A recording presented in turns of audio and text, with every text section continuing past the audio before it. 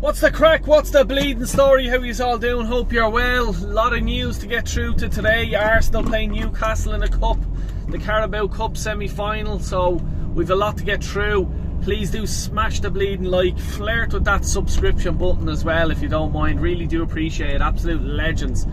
Anyway, let's get into it. I just wanted to get started with a few bits of things I just want to get over the line before I get into the game and stuff like that.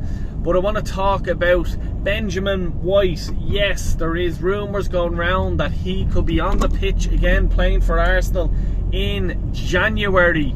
So apparently he's not too far away from recovering from his injury and getting back onto the field, which will be a huge welcome to Arsenal. So there's none of this messing around, Thomas Partey going in at the right back if Timber's missing or anything like that. So happy days. That's good news, to be honest with you. You know what I mean? Whether you like Ben or you don't like him, at least there's cover and it's another player that's available for selection.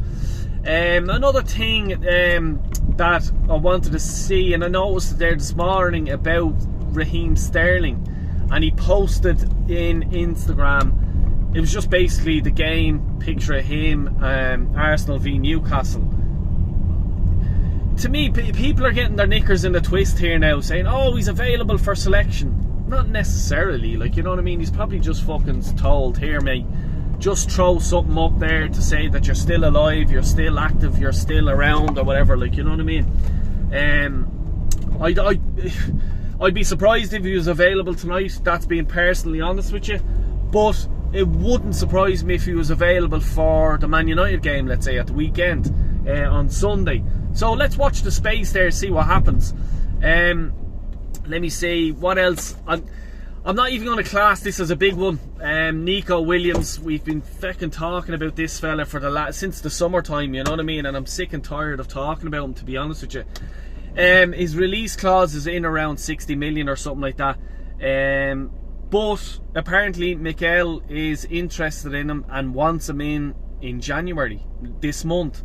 You're talking 60 million release clause, apparently. That's euro, so I think it'll be 55, give or take, sterling. So yeah, that's apparently, I'm not going to read it too much into that, but that's news that's out there. Josh Kroenke, I believe, is flying in to Arsenal, and this is all because they need to get signings in and players out. If that is the case, I hopefully not as many players out at the minute, because we need players in. But apparently he's flying in from America because what you call him, Jason Eto'o, he can't sign off on signings, so it has to be Stan Kroenke. Edu used to do it, but obviously he's gone now, so Josh has to come in and get these over the line. So that's good news. At least there is interest there that we want to sign players or whatever it is, like, you know what I mean? So I suppose, yeah, Josh, thanks for coming over. We are desperately in fucking need of signatures. And I'm going to get on to, yeah, Cunha. Apparently, your man from Wolves, apparently he's stalling on his new contract with Wolves, and I was only reporting it yesterday, which the reports were that he's going to sign a new contract, and that gives Wolves a bit of a cushion, so they can release him in the summertime. But apparently the fucker's not willing to sign. He's not. He's stalling on the contract anyway at the minute. Maybe it's probably teething issues or the finer details of things, but he's stalling on the contract, which is probably interesting for Arsenal, because if they are interested in signing him, yeah, they could probably do it in January. I'm not interested in the fella, and I told you yesterday why I was, and I was told I'm negative. Alright, I'm negative for thinking that a football player, grabs the glasses of an older man and fucks them on the ground. That's negative. Okay, whatever your fucking life is and whatever you're into, fair fucking play to you. Another thing then is Damsgaard from Brentford. I'm interested in this guy. I like this guy. He's a good player. I remember when he signed, I forget who he signed for, but he was a big potential, or a big hot prospect, or whatever you want to call it. He came to Brentford and I was there. I'm going to keep an eye out for this guy, and he started out, he didn't play well, I think his fourth season.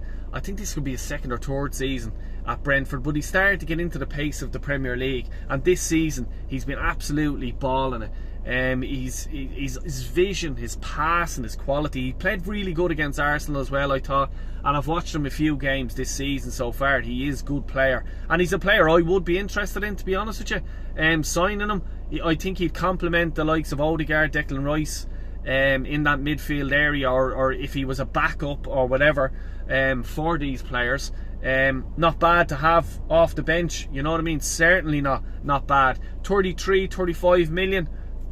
It's the going rate for a player of his sort of calibre, you know what I mean? And he's only about 24, 25 years max. I'm thinking 23, 24, sorry. But he can only improve as well, like, you know what I mean? You get him under a nice contract, would be fairly alright. What else am I talking about? I'm talking about Jude Bellingham.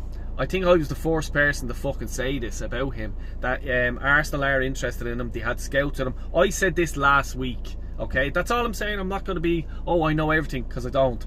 But I will just say, I did say this last week, and every other fucker and his bleeding auntie and uncle are bleeding on the case now. But Jude Bellingham is available for 20 million. There was a gentleman's agreement with himself and Sunderland. They shook on it, saying if a top Premier League club come in for him, he's allowed to leave for 20 million. And that was the gentleman's agreement. When gentleman's agreement and business come into it, it could be a different story. But apparently he could be available in January, and like Damsgaard, maybe he doesn't have the experience of the Premier League, but I've sort of watched him because of his older brother, like, you know what I mean? I've always sort of kept an eye on him, and I've watched him in a few games. He's a good player, very good player, and a player for the future. He's a younger player as well. And I know we need players now. I know I'm only reporting what's in the news, so don't be shooting me here, people. But no, look, I wouldn't mind taking him. You know, I wouldn't mind taking them in the summer, because we have bigger fish to fry in January. Right now we have bigger fish to fry. We need more players in ASAP. Tonight, the game, Newcastle are missing 2 players. Yes, they're missing 2 players. We're going to slaughter them. No, relax, cool the jets. It's Bruno Grimares and your man Sarr, the defender. 2 big players for Newcastle, I must say. 2 very good players for them. They will struggle a small bit without them. But what I mean by that struggle is probably the wrong word. I think that they'll be lacking a small bit. But I still think Newcastle can do a job. And what I mean job is hold up the fort. I think they're going to play this as a good 2-legged 180 minutes game. I don't think let's say if they lost this game 2-1, they'd be happy with that. I said it yesterday, and I said it early yesterday, you need to be winning 2 at least goals. Newcastle will want to score. I think Newcastle can score, because they know if they bring us back to St James's Park, we can't score in St James's Park. We haven't scored there in a good long time. I think maybe 1 goal in the last 1-2 seasons or something like that.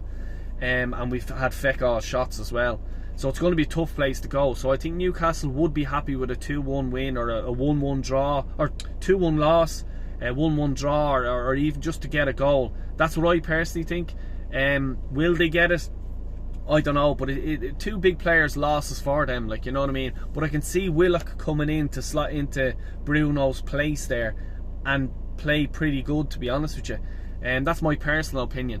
I suppose, look, I'll name my team. This is my team that I want to play in. I'm going with Raya in goal. I'm going Skelly, MLS. I'm going with him at right back. Yeah, I'm going with him. I don't give a shit what you say. He's a young fella. He can play there. I know he can play there. Saliba, Gabriel, and I'm looking for Kieran Tierney. That's the reason why I want MLS over on that right hand side, because I believe he can do a job there, and I just want Kieran Tierney on the left back to sort of, because he can hold up that defence a bit more on that left hand side, and it's going to give whoever I put on the left hand side that freedom to go and express themselves in the game. And I'll just name my team and I'll come back and talk about that. Then me midfield, I want Rice, Partey, Odegaard. pretty much. Odegaard was training yesterday. And also just, I suppose, on the right back position, Timber was not in the training, the pictures and the videos and everything else of them training yesterday. So he may not be fit. He could have this bug as well, like, you know what I mean? So that was me thinking there. Anyway, I'll move on. Odegaard was training and he looked alright and he was happy and smiley and hugging and kissing everyone. So happy days, he's better. And then I want Jesus on the right, and I want Havertz in the middle, and I want Trossard over on the left hand side. This is my game. I'm giving Trossard. I'll go back to why I have Kieran Tierney there, because Trossard will not need to be worrying about getting his arse back into gear, getting back into position, because Kieran Tierney will be in that left back position. So it gives freedom for Trossard to just go, just keep at them, just keep going, try to score, try to get your assist. Don't be worrying about behind you, because Kieran Tierney will be there. You know, you're going to say, Del, you have Jesus not in the centre, you have him over on the right hand side. Anytime he's played in the right hand side, he's done a good job. You know what I mean? We need goals tonight, so we need Havertz up there as well as Jesus. So that's why I don't mind Jesus cutting in on that right hand side. I've no problem with that, and let him go out and show. You know what I mean? What do you guys think of what's your first 11? Is it different to that? Am I mad thinking Skelly in that right back position? You know what I mean? Am I mad? What? I don't know. You know, please do drop in the comments what you think your first 11 to be. Also your score predictions. My score prediction, I'm going to go with, and I'm being positive here, I'm going to go with 3-1 to the Arsenal. Yeah, I'm going with it. If you pick a team like that, I'm going with 3-1.